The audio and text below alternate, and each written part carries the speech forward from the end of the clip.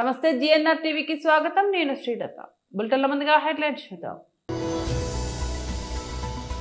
ఢిల్లీలో మీడియాతో మాట్లాడుతున్న BRS working president KTR.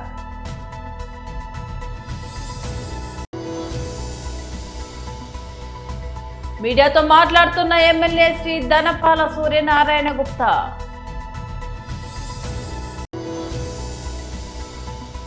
YSRCP అధినేత వైఎస్ జగన్ లీగల్ సెల్ న్యాయవాదులతో కీలక సమావేశం.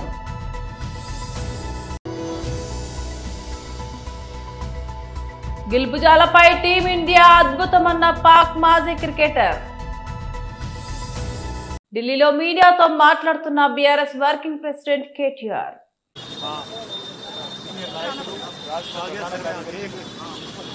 మాజీ పార్లమెంట్ సభ్యులు వినోద్ కుమార్ గారు,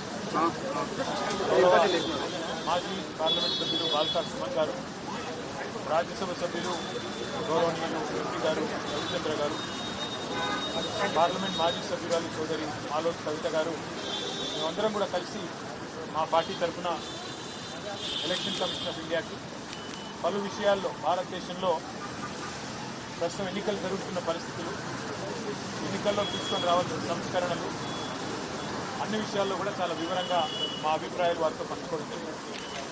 చాలా స్వేచ్ఛగా మాకు మా అభిప్రాయాన్ని పూర్తి స్థాయిలో మొట్టమొదటిసారి చీఫ్ ఎలక్షన్ కమిషనర్ గారికి చెప్పే అవకాశం ఇచ్చినందుకు ముందుగా ఎలక్షన్ కమిషన్ ఆఫ్ ఇండియాకి మా పార్టీ తరఫున ధన్యవాదాలు తెలియజేస్తాం. వారికి ఇవాళ మేము ఒక 6-7 విషయాలు కుండబద్దలు కొట్టినట్టు మా పార్టీ అభిప్రాయం చెప్పాం. అందులో మొట్టమొదటిది, ప్రపంచవ్యాప్తంగా ఈరోజు అమెరికా లాంటి దేశాలు కానీ, యునైటెడ్ కింగ్డమ్ కానీ, జర్మనీ కానీ, ఇటలీ కానీ, ఇంకా చాలా దేశాలు ఇవాళ ఎలక్ట్రానిక్ ఓటింగ్ మెషిన్లు కొంతకాలం ప్రయోగాలు చేసినా దాని నుంచి వచ్చిన కొన్ని ఫలితాల విషయంలో వచ్చిన అనుమానాలు, ప్రజల్లో ఉన్న విశ్వాసం లేని, నమ్మకం లేని తనం వల్ల ఓటింగ్ మెషిన్లు వద్దనుకొని పేపర్ బ్యాలెట్కే ఈ దేశాలన్నీ కూడా మళ్ళీ తిరిగి వెనక్కి వెళ్ళిపోయింది. మేము ఎన్నికల కమిషన్ని కోరింది ఏమంటే, మనం కూడా భారతదేశంలో ప్రపంచంలోనే అతిపెద్ద ప్రజాస్వామ్య దేశం భారతదేశం, 140 కోట్ల జనాభా కలిగిన దేశం, మరి దాదాపు 100 కోట్ల ఓటర్లు కలిగిన దేశం.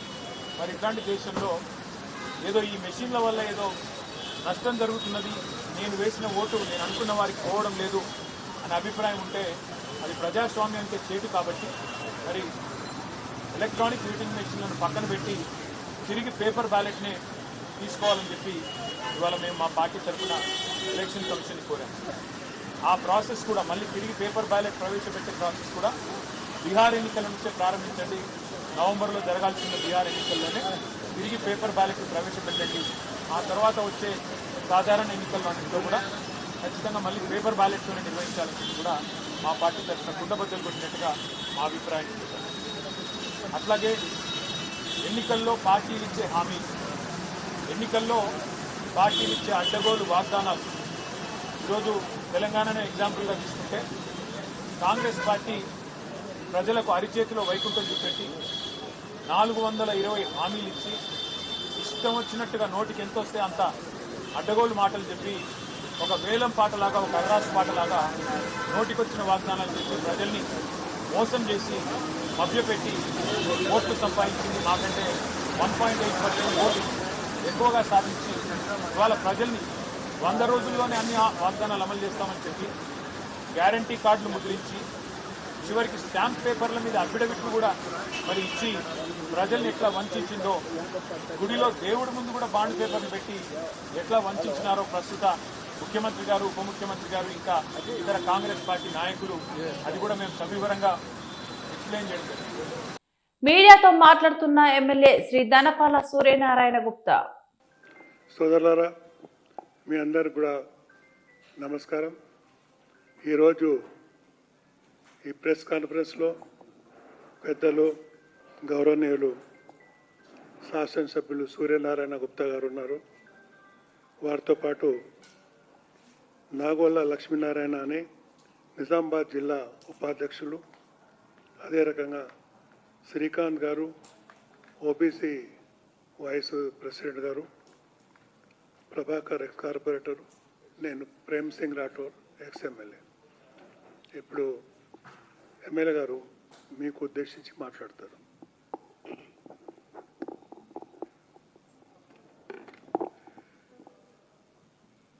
మీడియా మిత్రులందరికీ నమస్కారం. కాంగ్రెస్ జనహిత పాదయాత్ర చేస్తుంది. అది ఎట్లా ఉందంటే జనాలు లేకుండా జనరహిత పాదయాత్రగా చేస్తూ ఉంది. కాంగ్రెస్ శ్రేణులే ఆశ్చర్యపోతూ ఉన్నారు. కాంగ్రెస్ అభిమానులు లేకుంటే కాంగ్రెస్ ఓటర్లు ఎందుకు ఈ పాదయాత్ర, ఎందుకు పాదయాత్ర చేస్తున్నారు అంటే, ప్రతిపక్షంలో ఉంటే కొన్ని పార్టీలు పాదయాత్ర చేస్తాయి. ఏదో 20 నెలలు మేము సాధించిన ప్రజలకు తీసుకెళ్ళడానికి చేస్తున్నామని చెప్తా ఉన్నారు. నేను కాంగ్రెస్ ప్రభుత్వాన్ని అడుగుతా ఉన్నా, తెలంగాణ ప్రభుత్వానికి, మిమ్మల్ని గ్రామాలలో మీరు ఏదైతే పాదయాత్ర చేస్తూ ఉన్నారో మిమ్మల్ని ఎవ్వరు కూడా నమ్మే పరిస్థితి లేదు. ఫస్ట్ ఆఫ్ ఆల్ ఎందుకంటే మీరు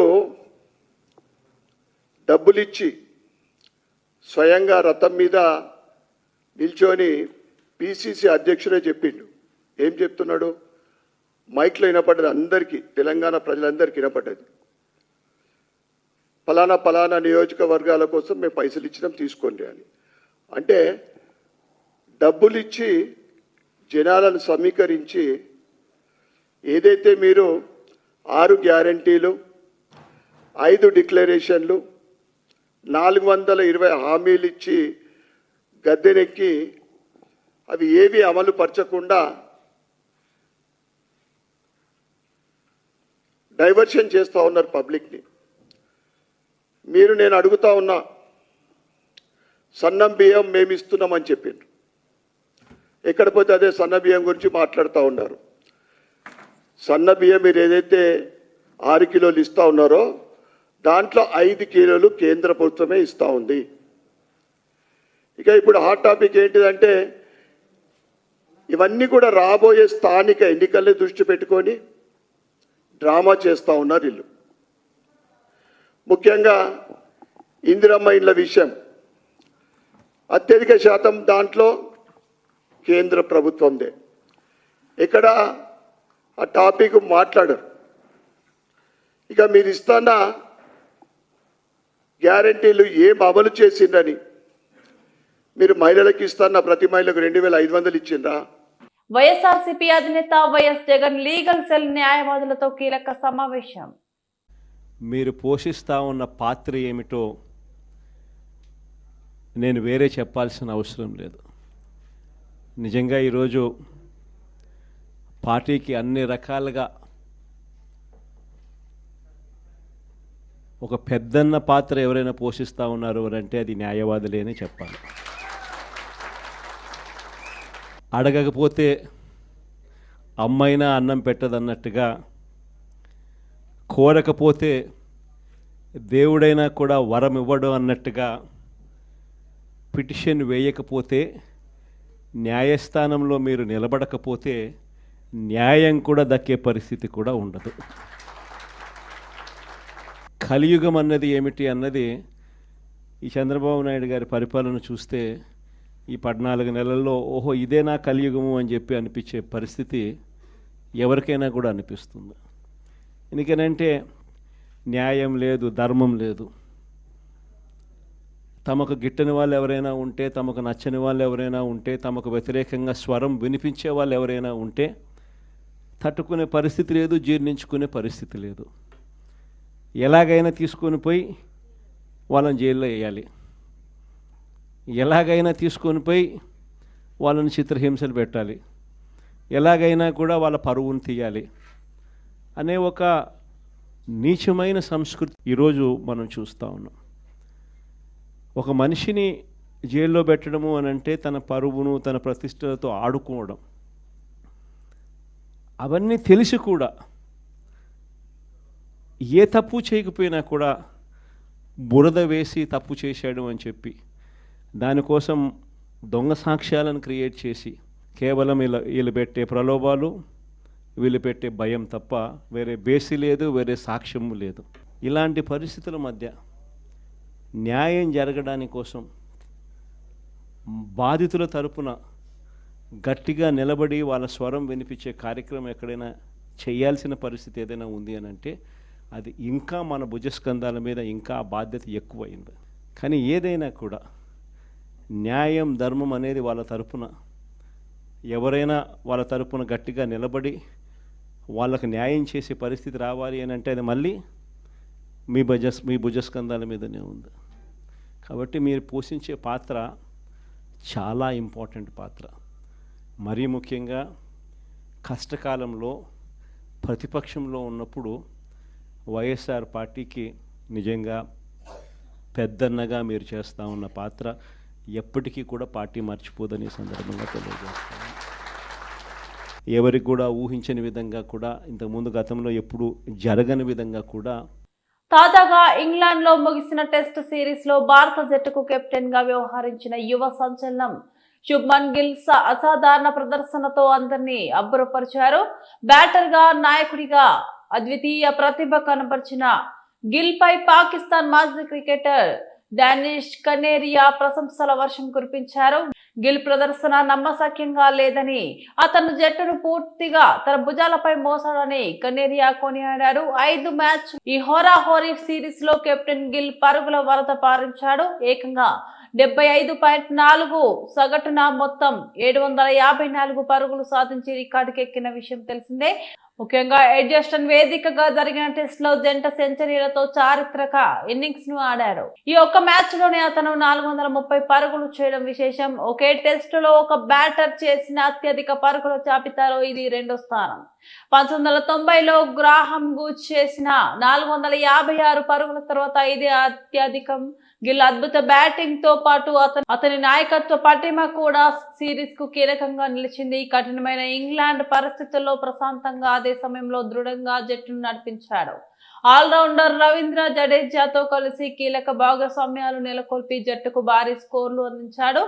ఎడ్జస్టన్ టెస్ట్ లో భారత్ 427/6 వద్ద డిక్లేర్ చేసి ఇంగ్లాండ్ ముందు 608 పరుగుల భారీ లక్ష్యాన్ని నిర్దేశించడం గిల్ వ్యూహాత్మక నాయకత్వానికి నిదర్శనం.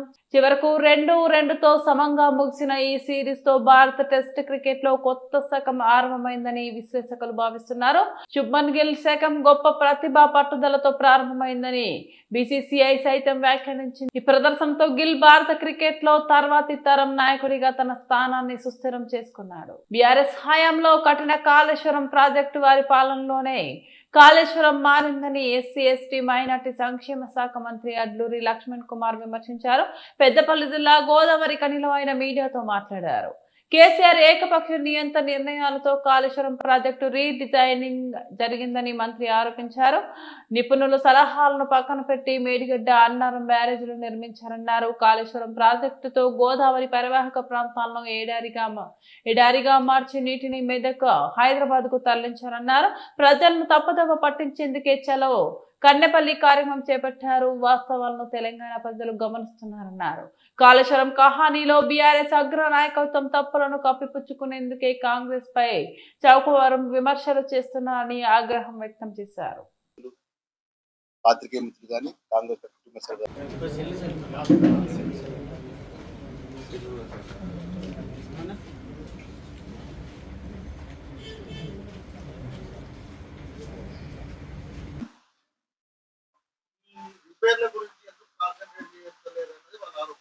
ఒకటన్నా ఇప్పుడు మనము ఇంజనీర్లమా లీడర్లమా?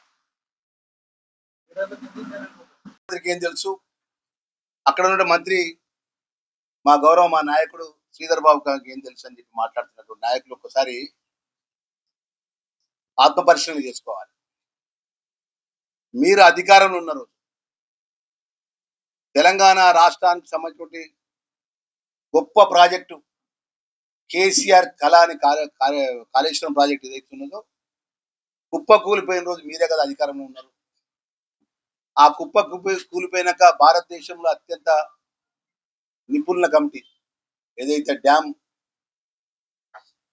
సేఫ్టీ కమిటీ వచ్చి మీరు ఇక్కడ నీళ్లు గిట్టి వస్తే మిగతా కూలిపోయినటువంటి గేట్లు కాక మిగతా గేట్లకు ప్రమాదం ఉంటుంది, మీరు నీళ్లు అని చెప్పి safety dam safety of committee government of India నుంచి వచ్చి కేంద్రంలో భారతీయ జనతా పార్టీ అధికారం ఉంటుంది, మీరు రాష్ట్రంలో అధికారంలో మీ ముఖ్యమంత్రి కేసీఆర్ ఉంటారు, మీరే రాజులు మీరే మంత్రులు. కూలిపోయినటువంటి కాళేశ్వరం ప్రాజెక్టు మీరు ఎంబడే గేట్లు వదిలి కింద నీళ్లు వదిలేకపోతే అత్యంత ప్రమాదం ఉంటుందని చెప్పి అప్పుడున్న సేఫ్టీకి సంబంధించినటువంటి డ్యామ్ సేఫ్టీకి సంబంధించిన జాతీయ స్థాయి ఉన్నటువంటి నిపుణులు వచ్చి ఆ నిపుణుల యొక్క ఆదేశానుసారం గేట్లు వదిలిన తర్వాత తిరిగి ఆ నిపుణులకు సంబంధించిన కన్నెపల్లి కానీ అదేవిధంగా సుందెల కానీ అన్నారం ప్రాజెక్టులకు కూడా బ్యారేజ్లకు సంబంధించినటువంటి లీకేజెస్ ఉన్నాయి, అది కూడా ప్రమాదంలో ఉన్నది. భవిష్యత్తులో ఇక్కడ నీళ్లు స్టోరేజ్ చేసి ఇక్కడ నీళ్లు గిట్ట కన్నెపల్లి నుంచి కానీ నీళ్లు అక్కడికి మళ్లించాలంటే ఇవన్నీ కూడా మరమ్మతు చేసిన తర్వాతనే మీరు ముందుకు వాటర్ తీసుకుపోవాలని చెప్పి మాట్లాడినట్టు అంశం కళ్ళకు కనబడతలేదా అంటున్నారు.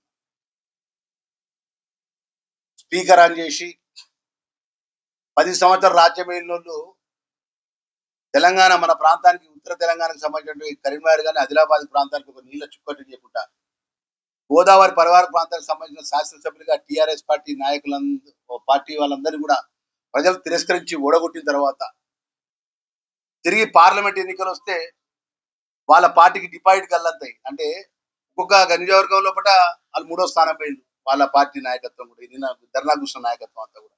అంటే ప్రజలు కానీ రైతులు కానీ అన్ని వర్గాల ప్రజలు కూడా తిరస్కరించినాక ఇక్కడ కన్నెపల్లి కాడ పోతున్నాం, మీరు నీళ్ళు వదిలాలి, నీళ్ళు వదిలేకపోతే మన రైతాంగం అంతా ఎడారైపోతుంది, మేము రైతుల పక్షపాతి అంటే నిజంగా రైతుల పక్షపాతి రైతుల మేలుగోరు అయితే మీరు అధికారం ఉన్న రోజు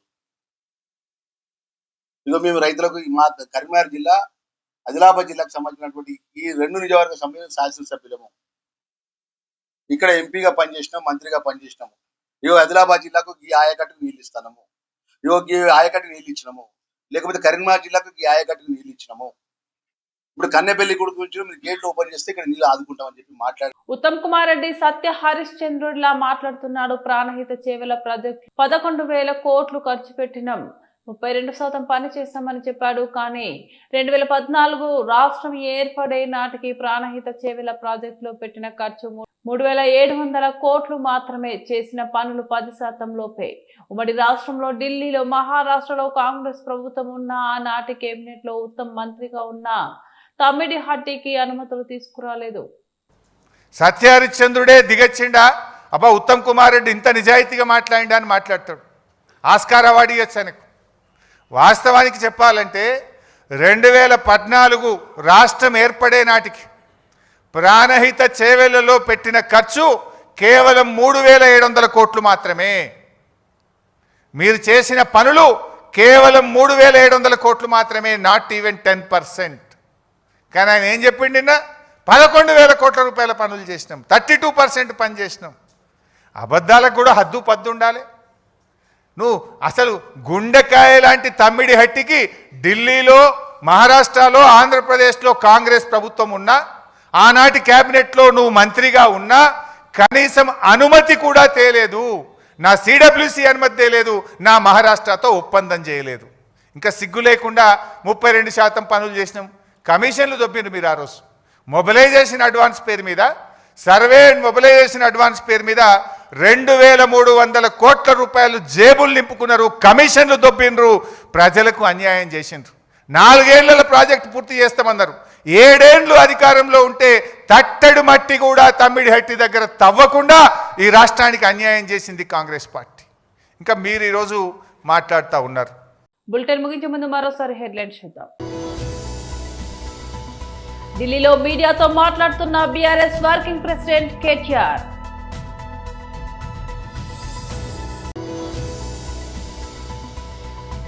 మీడియాతో మాట్లాడుతున్న ఎమ్మెల్యే శ్రీ ధనపాల సూర్యనారాయణ గుప్తా.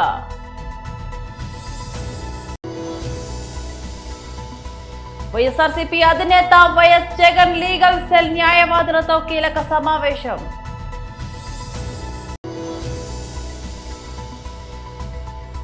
గిల్బుజాలపై టీమిండియా అద్భుతమన్న పాక్ మాజీ క్రికెటర్. ఇవి బులెటిన్ అప్డేట్స్. మరో బులెటిన్ లో మళ్ళీ కలుద్దాం. అంతవరకు సెలవు. నమస్తే.